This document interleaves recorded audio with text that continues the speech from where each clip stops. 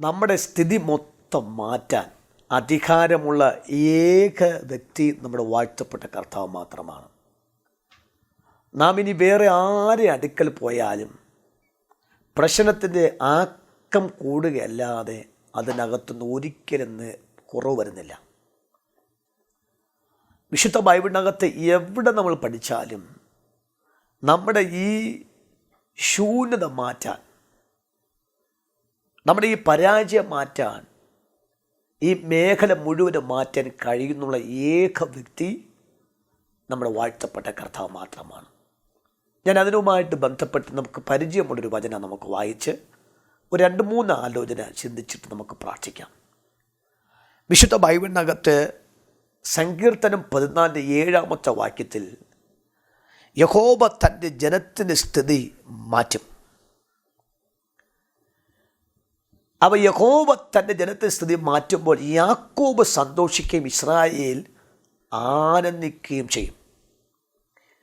അപ്പോൾ നമ്മുടെ സ്ഥിതികൾ മാറ്റുന്ന ദൈവമാണ്. ഒത്തിരി സ്ഥിതികളുണ്ട്. ദാസ്യസ്ഥിതിയുണ്ട്, യജമാന സ്ഥിതിയുണ്ട്, ദാരിദ്ര്യത്തിൻ്റെ സ്ഥിതിയുണ്ട്, സാമ്പത്തിക സ്ഥിതിയുണ്ട്, രോഗസ്ഥിതിയുണ്ട്, ദുരിതങ്ങളുടെ സ്ഥിതികൾ. ഇങ്ങനെ താഴ്ചയുടെയും തകർച്ചയുടെയും നിരവധി സ്ഥിതികൾ മുമ്പിൽ കിടപ്പുണ്ട്.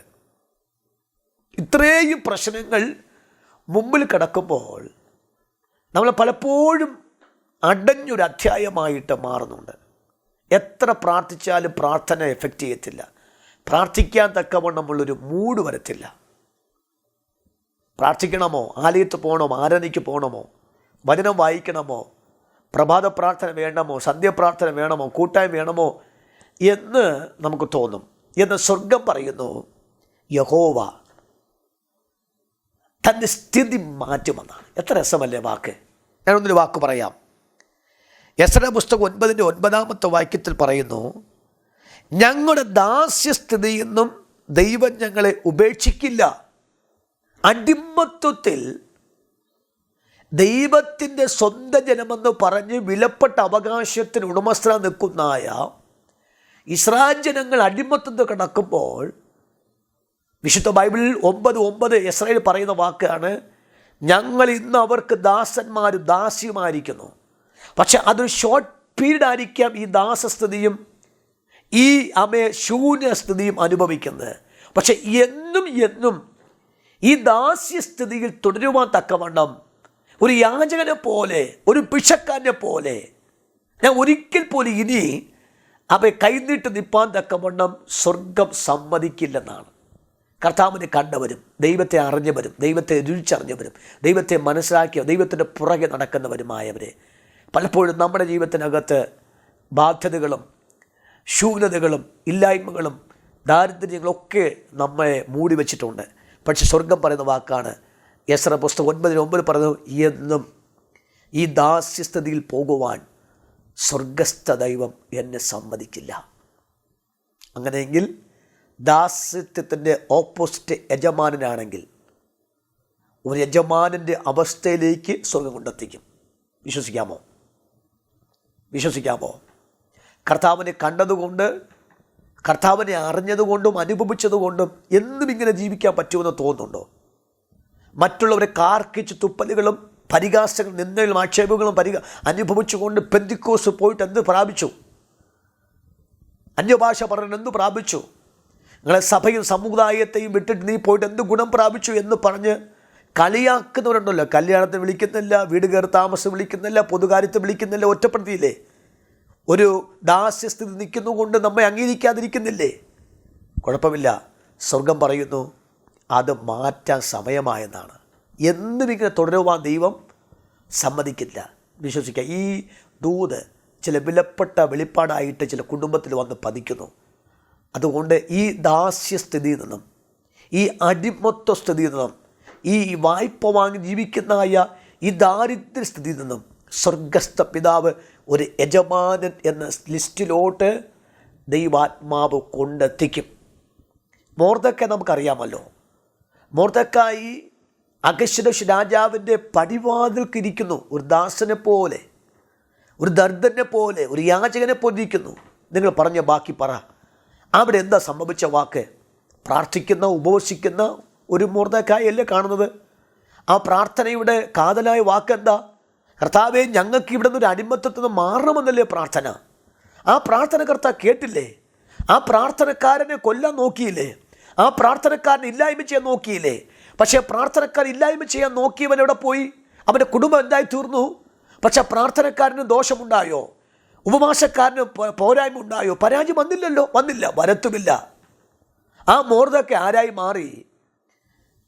എസ്തേറിന്റെ പുസ്തകം 10-2 വാക്യം മുതലും അതിൻ്റെ സ്തോത്രം 9 അധ്യായത്തിൽ നിന്ന് വായിക്കുമ്പോൾ നമ്മൾ അവിടെ വായിക്കുന്ന വാക്കിതാകുന്നു, ദൈവം അവൻ ഏറ്റവും ഉന്നമനം ഉണ്ടാക്കി.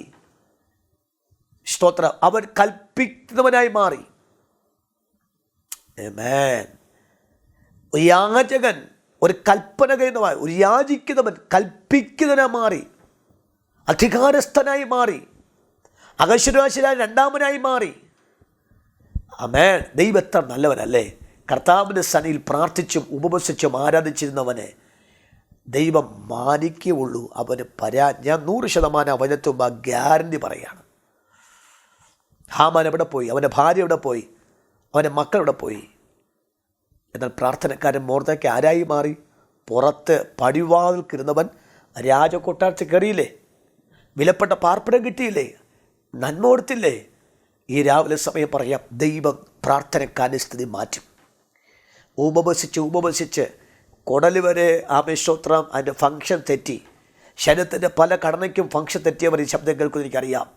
അതിമത്ത് ഒത്തിരി രോഗങ്ങളെ പിടിക്കപ്പെട്ടിട്ട് പ്രാർത്ഥന കുറയ്ക്കാത്തതിനകത്തിരിപ്പുണ്ടെന്ന് എനിക്കറിയാം.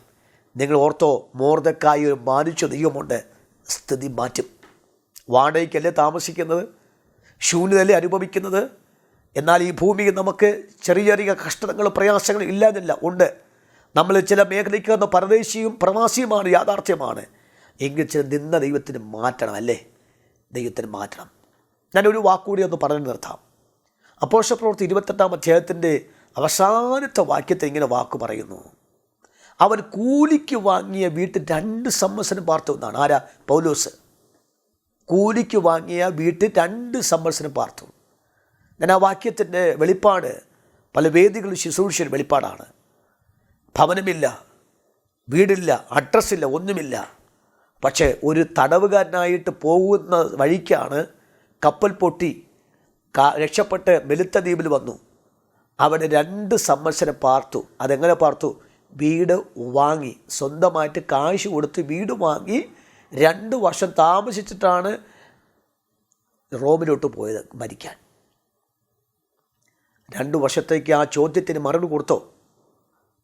ഇത് രാവിലെ ഈ ദിവസങ്ങളിൽ എന്തിനാണോ അപമാനം സഹിച്ചുവോ, ഏത് വിഷയത്തിലാണോ നാം മറ്റുള്ള മുമ്പാകെ തല കുനിക്കേണ്ടി വന്നുവോ, ആ വിഷയത്തിനകത്ത് നിങ്ങൾ മാനിക്കപ്പെടും.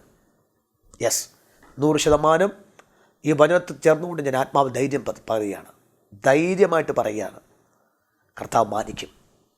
നമ്മുടെ തലമുറയുടെ സ്ഥിതി മാറ്റും കേട്ടോ. അവർ വിദ്യാഭ്യാസത്തിനകത്ത് ഡെവലപ്മെൻറ്റ് വരും കേട്ടോ. അവർക്ക് നല്ല എഡ്യൂക്കേഷൻ്റെ ഓപ്പർച്യൂണിറ്റി വരുന്നുണ്ട്. അവർക്ക് നല്ല വിവാഹം നടക്കുന്നുണ്ട്. അവർക്ക് നല്ല വിദേശ നന്മഗതികൾ തരുന്നുണ്ട്. ഇതെല്ലാം നിങ്ങൾ ആത്മീയത നിൽക്കുന്നതുകൊണ്ട്, നിങ്ങൾ പെറുപെറുക്കാതെ ദൈവത്തിനുമ്പ് പ്രാർത്ഥിക്കുന്നതുകൊണ്ട്, കർത്താവിൻ്റെ മാത്രം യഹോവ യഹോവ യഹോവ, ദൈവം ദൈവം, യേശു യേശു, ദൈവം സ്വർഗം എന്നൊക്കെ പറഞ്ഞ് ആ ആത്മീയത പിടിച്ചു തൂക്കി കിടന്നില്ലേ, അതിൻ്റെ ഒരു ബോണസായിട്ട്, അതിൻ്റെ ഒരു പ്രത്യുപകരമായിട്ട് ഈ നമ്മുടെ സ്ഥിതി കർത്താവ് മാറ്റും. അതോ ദൈവത്തിൻ്റെ വചനം പറഞ്ഞ ദൈവത്തെ സേവിക്കുന്നവരും ദൈവത്തെ സേവിക്കാത്തവരും ദുഷ്ടനും നീതിമാനും തമ്മിൽ ഉള്ള വ്യത്യാസം നീ വീണ്ടും കാണും. ധൈര്യത്തോടെ ഒരു പ്രവാചക ശബ്ദത്തോടെ ഒരു ദൈവദാസന് ആ ദൂത് കൈമാറുമ്പോൾ ഈ വർഷം തിരുന്നുമ്പോൾ തന്നെ ദൈവം നമ്മുടെ സ്ഥിതി മാറ്റും. ദാസ്യസ്ഥിതി മാറ്റും, ദാരിദ്ര്യസ്ഥിതി മാറ്റും. ആ മറ്റൊരു ബാക്കി യാചകനെ പോലെ നിന്ന സ്ഥിതി മാറ്റും. ആ ശുഷ്കിച്ച അവസ്ഥ മാറ്റും. ധൈര്യത്തോട് പറ, ഞാൻ റിസീവ് ചെയ്യുന്ന വചനം, ഞാൻ ദൂതിനെ സ്വീകരിക്കുന്നു. ഈ ദൂത് എൻ്റെ അവസ്ഥ ദൈവം കണ്ടിട്ടാണ് സംസാരിക്കുന്നത്. ദൈവം എന്നെ മാനിക്കാതിരിക്കില്ല. ഇനി വായ്പ വാങ്ങുവാനോ ദൈവം അനുവദിക്കില്ല. വായ്പ കൊടുക്കുവാൻ, അനേകരെ കൈത്താങ്ങ ചെയ്യുവാൻ, അനേകരെ ആശ്വസിപ്പിക്കുവാൻ, അനേകരെ പുഷ്ടി കൊടുക്കുവാൻ, അനേകരെ സന്തോഷം കൊടുപ്പാൻ സ്വർഗ്ഗം നമ്മെ മാനിക്കും. സന്തോഷത്തോടെ രാവിലെ പറയാമോ, കർത്താവ് നല്ലവനല്ലേ? കർത്താവ് നല്ലവൻ. ഈ രാവിലെ പറയാം, കർത്താവേ, ഈ അവസ്ഥയ്ക്ക് കർത്താവ് എനിക്ക് ദൈവം മാറ്റം നൽകും. വെളിപ്പാട് പുസ്തകം 21 അധ്യായം 3, 4, 5 വാക്യത്തിൽ പറയുന്നു, കർത്താവ് കണ്ണു നിന്നും സകല കണ്ണുനീര് തുടയ്ക്കും. ഇപ്പോൾ കണ്ണുനീരിൻ്റെ അവസ്ഥയല്ലേ, നിരാശയുടെ അവസ്ഥയല്ലേ, ഇതാ അത് മാറുന്നു. നമ്മുടെ കണ്ണിലെ കണ്ണുനീര് തുടയ്ക്കുവാൻ യേശുവിൻ്റെ കരം വരുമെന്നാണ്. എത്ര നല്ല ആലോചന! നമ്മുടെ നിരാശയുടെ ശബ്ദം മാറ്റാൻ യേശു വരുമെന്നാണ്. ഉല്ലസിക്കുന്ന സമയം വരുന്നു, ആനന്ദിക്കുന്ന സമയം വരുന്നു. അവർ കർത്താവിൽ വിശ്വസിച്ചുകൊണ്ട് വീടടക്കം ആനന്ദിച്ചു തുടങ്ങി. ആ കണ്ണിൻ്റെ കണ്ണീരും മാറും. ഇന്നത്തെ സ്ഥിതി, അടുക്കള ആഹാരമില്ല, ജീവിതത്തിനകത്ത് ഒത്തിരി ബാധ്യതമായി ജീവിക്കുന്നവർ ആ ശബ്ദം കേൾക്കുന്നു. പ്രിയമുള്ളവരെ, സ്വർഗദർശനം പ്രാപിച്ചവർ, നിത്യതയ്ക്ക് വിളിക്കപ്പെട്ടവർ, ഒരു ചുരുങ്ങിയ കാലത്ത് ഈ ഭൂമി പാർക്കുമ്പോൾ ആ കഷ്ടവും നിരാശയില്ലായ്മയൊക്കെ ഉണ്ട്. പക്ഷേ എന്നും അങ്ങനെ ആക്കി നിർത്തത്തില്ല. ദൈവസ്ഥിതി മാറ്റും. ആ കണ്ണുനീര് കർത്താവ് തുടയ്ക്കും. ആ ഭാരം കർത്താവ് മാറ്റും. ഒരു വലിയ സമാധാനത്തിലേക്ക് നയിക്കും. വിശ്വസിക്കാമോ? വളരെ അത്ഭുതം ശബലരവ ദൈവം അത്ഭുതമാക്കി മാറ്റും. വിലപ്പെട്ട അത്ഭുതത്തിലേക്ക് കർത്താവ് നമ്മെ കൈപിടിച്ച് നടത്തും. വിശ്വാസത്തോടെ പ്രാർത്ഥിക്കാം. ദൈവം അത്ഭുതം ചെയ്യുമെന്ന് വിശ്വസിക്കാം. ഈ എപ്പിസോഡ്, ഈ ദൂത് നിങ്ങൾക്ക് അനുഗ്രഹമായി മാറും. ഏൽപ്പിച്ചു കൊടുക്കാം. കർത്താവ് കൂടെയുണ്ട്. God bless you. കർത്താവേ, ഞങ്ങളുടെ സ്ഥിതികളെ മാറ്റുന്ന ദൈവം, കണ്ണിലെ കണ്ണുനീര് മാറ്റുന്ന, ഞങ്ങളുടെ ശൂരത മാറ്റും. ഞങ്ങളെ കരയിപ്പിച്ച് നിർത്തുവാൻ ഒരു ഹാമാൻ കൂടെ ഉണ്ടായിരുന്നു. പക്ഷേ ഹാമാൻ കരഞ്ഞു മരിച്ചതല്ലാതെ മൊർദെഖായി ഒറ്റ കരച്ചിൽ ദൈവ സ്വർഗ്ഗം തുറന്ന് ഒരു യജമാനനായി തന്നെ അകത്ത് കയറ്റി ഉയർത്തി. ആ ദൈവം ഞങ്ങളുടെ ദൈവമാണ്. ഈ ദൂത് കേട്ട പ്രിയപ്പെട്ടവരുടെ ദൈവമാണ്. അവരിന്ന് രാവിലെ ആദരിക്കുന്ന കൃപയ്ക്ക് നന്ദി. അവർ തലമുറയുടെ വിഷമങ്ങൾ, കുടുംബത്തിൻ്റെ പരാജയങ്ങൾ, ദാരിദ്ര്യങ്ങൾ, കടഭാരങ്ങൾ, ബാധ്യതകൾ, ശൂന്യതകൾ ഒത്തിരി കൊണ്ട് മൂടപ്പെട്ട അന്തരീക്ഷത്തിൽ ഉയർത്തണം. യേശു ക്രിസ്തുവിന്റെ നാമത്തിൽ തന്നെ. ആമേൻ. God bless you. കർത്താവ് കൂടെയുണ്ട്. നിങ്ങൾ വിളിക്കുക. ഞങ്ങളെല്ലാം ചൊവ്വാഴ്ചയും മധ്യസ്ഥ പ്രാർത്ഥന നിങ്ങൾക്ക് വേണ്ടി വിഷയം വെച്ച് പ്രാർത്ഥിക്കാം. God bless you all.